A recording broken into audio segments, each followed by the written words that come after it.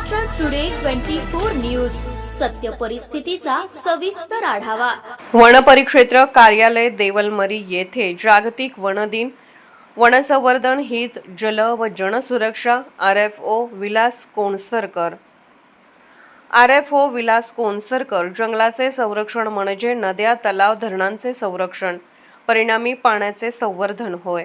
जंगले वाचली तर आपणास स्वच्छ पाणी, हवा, अन्न व पर्यावरण मिळणार असल्याने जंगलाची सुरक्षा हीच जलसुरक्षा व जलसुरक्षा हीच जनसुरक्षा असल्याचे प्रतिपादन स्थानिक वनपरिक्षेत्र अधिकारी कार्यालयाद्वारे आयोजित जागतिक वन दिन कार्यक्रमाच्या शुभारंभ प्रसंगी नवपरिक्षेत्र अधिकारी प्राणहिता श्री विलास कोसनकर यांनी व्यक्त केले।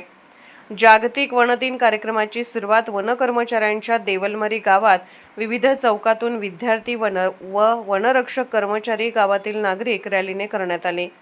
यावेळी प्रमुख पाहुणे देवलमरी ग्रामपंचायतीचे सरपंच लक्ष्मण कन्नाके, सहाय्यक देवलमरी VL पेदिवार, वनरक्षक समितीचे उपाध्यक्ष महेश लेकरू तसेच वनरक्षक समितीचे अध्यक्ष सुरेश गुंडावार मंचावर उपस्थित होते।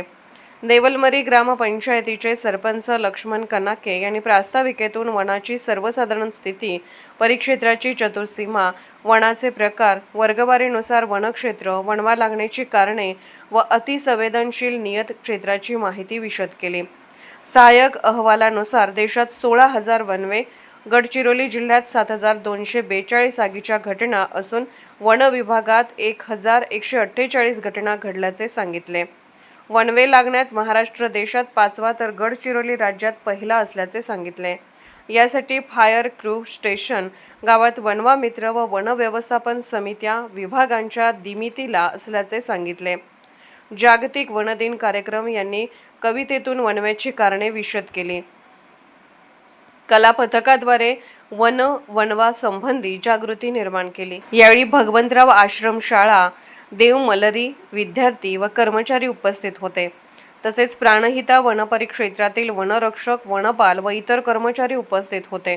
कार्यक्रमाचे संचालन SP सापत, आभार वनपरिक्षेत्र अधिकारी पेदिवार यांनी केले।